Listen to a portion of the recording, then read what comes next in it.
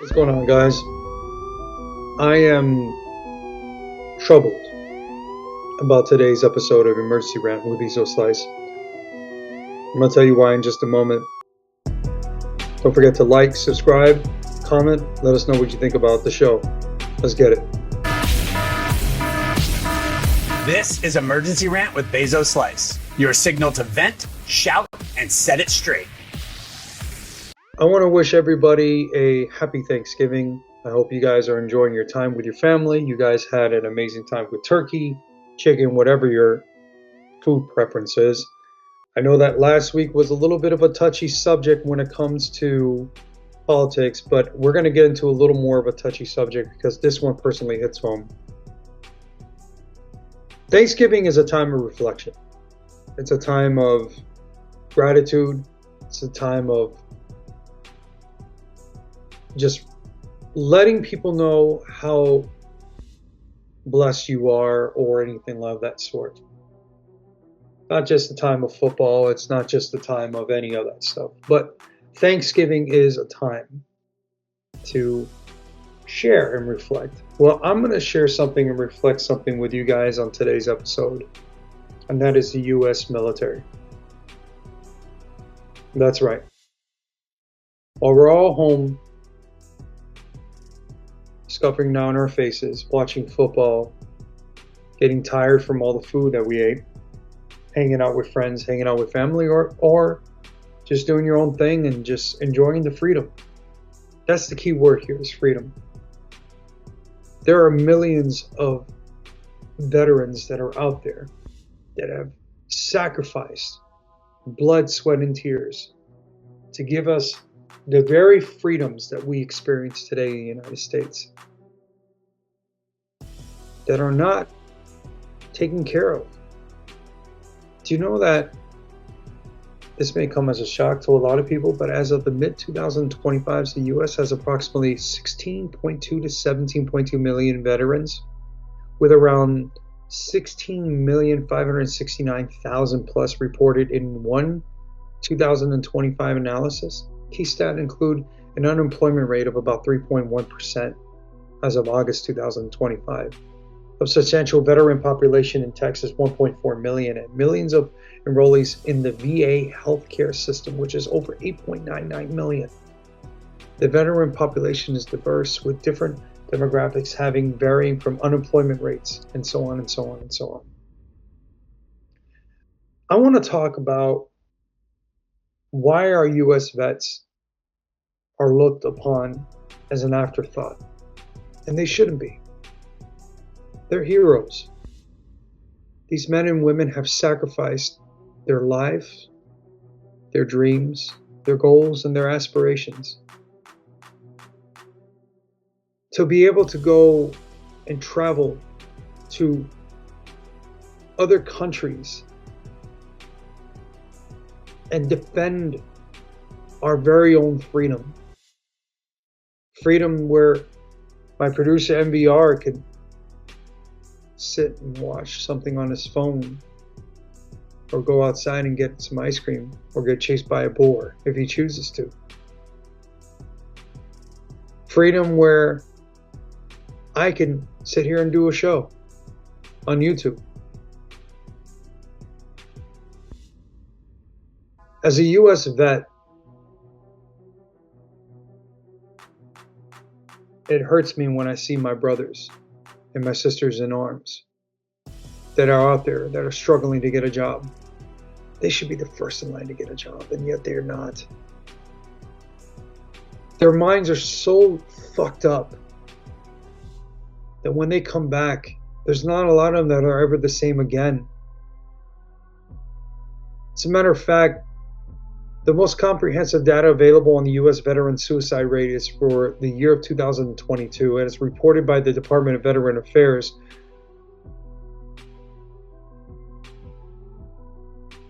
The age-adjusted suicide rate for veterans was 34.7 per 100,000 people, which is more than twice the rate for non-veteran U.S. adults. Total deaths, there were 6,407 veteran suicide deaths per day. The overall veteran suicide rate remained steady from 2021 to 2022, while the total number of suicides in the general U.S. population increased.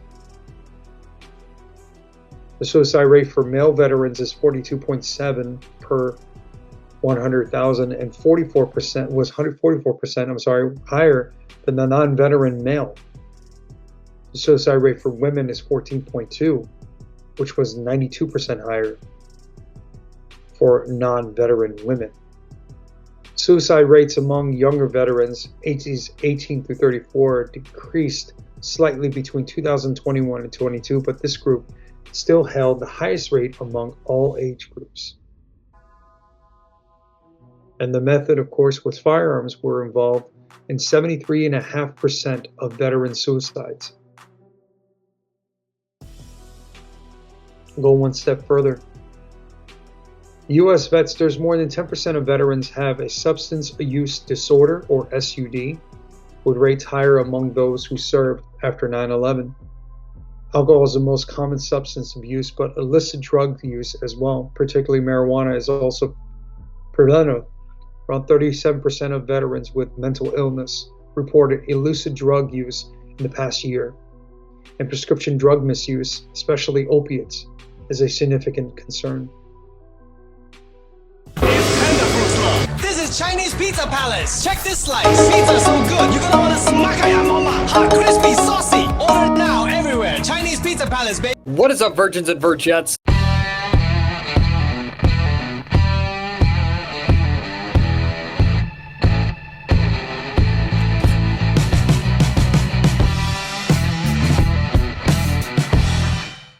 But when the cap comes off, the truth can't be hidden. A deeply personal debut. I only wear Dolphins hats. The greatest to ever played. D-Wade, the Flash. Cocaine Cola. Fuck yeah! Deep to left field, way back, it's gone! The Marlins take the championship! Ooh, yeah! Walk it off, brother! Macho Man brings the title home! Guys, the homeless rate for U.S. vets is nuts. There are over 32,000 homeless veterans in America right now. Yeah, you heard me correctly. Over 32,000 homeless veterans.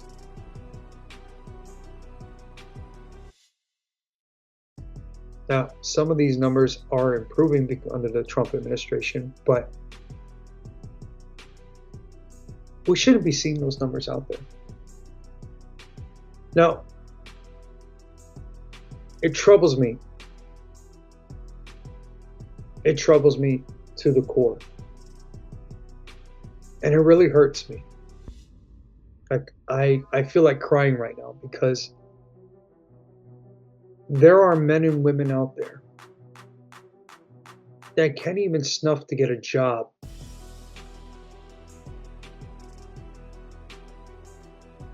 Because they don't have the vocational capability. Because they lost it. I know friends where bombs blew up and destroyed half their mobility, their fluids, their facial recognition, everything else has changed. It's sad. It really is. And it's very difficult to see a veteran out there who can't get ahead. And you know the crazy thing about it is, guys, they're ignored. My father is an ex-Army Ranger. I followed in his footsteps and I joined the U.S. military by joining the U.S. Army. Now, my stint in the U.S. Army wasn't exactly as long as my dad's or other family member or friends that I know. And I never went on a tour. I was one of the fortunate ones that I was only there got out of basic training, got injured, and, unfortunately, never got the opportunity that some of my brethren got to do. And it's fine. I have a pretty good life that I live. But I still talk to some of the vets that I know. And some are good and some are not. Some feel like they're invisible. Like they feel like they don't have a place in this world or they don't belong. And we can't turn a blind eye to that, to be honest with you, because it's not fair. It really isn't. These men and women have done so much for our country. Like, I can't really describe, but they've done so much for our country. My brother-in-law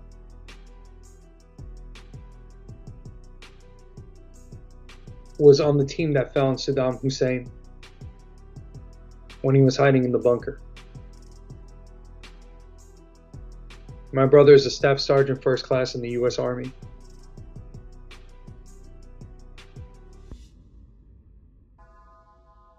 And he takes great pride in the fact that he was able to do that. I have friends that have served in Vietnam. I have friends that have served in Desert Storm. I have friends that were looking for Osama bin Laden. Not the ones that found him, but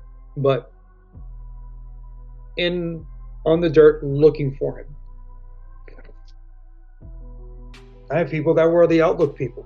I can't tell you who they are because that's confidential information, but my point being is we need to do a better job as a society. We really need to do a better job as a society. Everybody in the United States knows somebody that's served this country in one way, shape, or form. Whether it's myself, who served temporarily and met some amazing people along the way, or someone like my producer who knows somebody because they've hung out before. But everybody knows somebody. And I think that we need to stop turning a blind eye to the military. Now, I'm not saying that we don't do that on Veterans Day. We don't do that, on any other government holiday that honors all the veterans that have sacrificed themselves. Or you see a military person at a sporting event and, hey, please welcome Lance Corporal Johnson, who did 3 tours in Iraq. Let's give him a round of applause. There's nothing wrong with that. What's wrong with this is that we're not doing enough. Mental health is so important. I go to the gym and I exercise and I work out. I use the leg press to work on my legs and gain strength on it, have a tone on them, my glutes and all that different stuff. I go on the bench press to work on my chest and my deltoids and all that different stuff. Dumbbells, same thing for my forearms, all that stuff. Treadmill to help me lose weight. We'll walk around the park, same thing. I make sure I diet and I exercise, all that different stuff. And those things are very important because it allows you to live a longer, healthier life that you can endure. But mental health is so vitally important. I can't stress that enough to you. I really can't. I can't stress that enough to you that mental health is very important. But it's easier for you and I to go out there and find somebody that we could talk to because we're willing to do it. There are veterans that are not, because they're scared. Because they're scared that it's going to open a door that they're trying to shut. Because they're tormented by the things that they can't unsee. People having nightmares, PTSD. These are real diseases.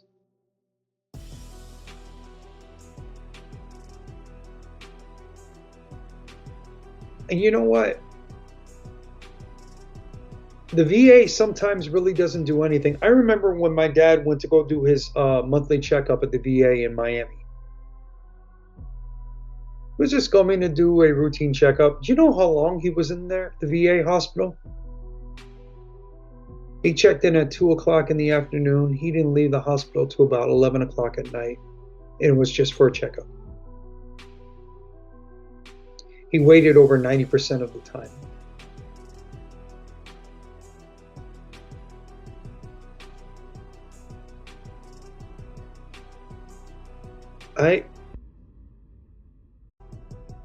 There needs to be an open dialogue, and I'm not talking about politics. I'm pushing that shit away. What I'm talking about is we need to make sure that we as a country are doing more for our vets than we are with anything else. We need to have the open dialogue, to have a conversation with them. To tell them, hey, everything's going to be okay. Not just go up to them and shake their hand and say, thank you for serving our country. Look, they appreciate that. I do. But I don't need to be reminded of that. What can I go to a vet and tell them, what can I do for you? That's what they need. Go to a vet and say, are you okay? Do you need help with something? Sometimes a vet, all they need is just an ear to listen. And just a friend. They are very embarrassed because we're very prideful individuals. I've known some people, and I'm telling you, man, that have the mentality that I have, and it's shifted. It's shifted.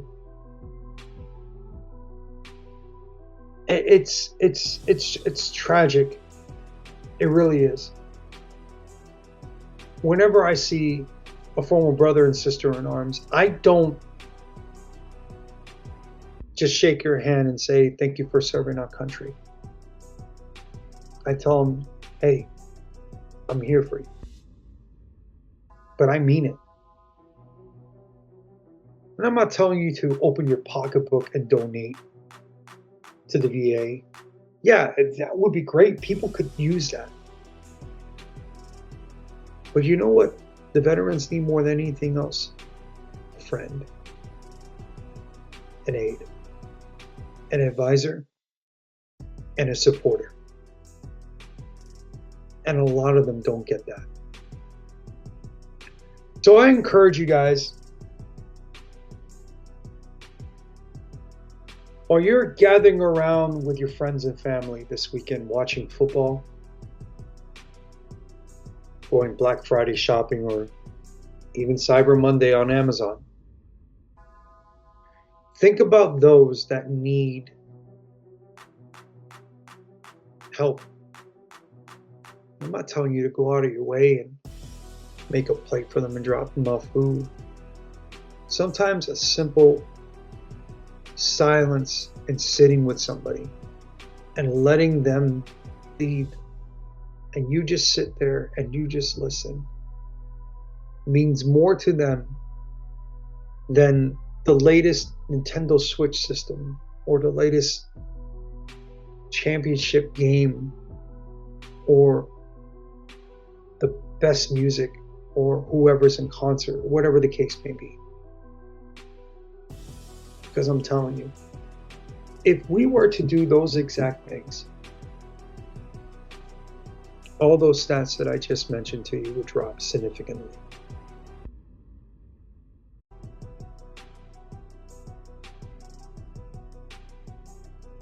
And not for nothing, but if you own a business and you see a vet apply for a job, don't turn them away because they may not fit the part. Give them the opportunity. Refer them to another job that they can apply for. Send a good word for them to somebody else. It's not that hard.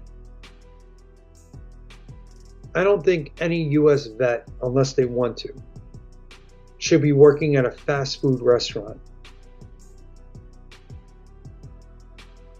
or at a shoe store.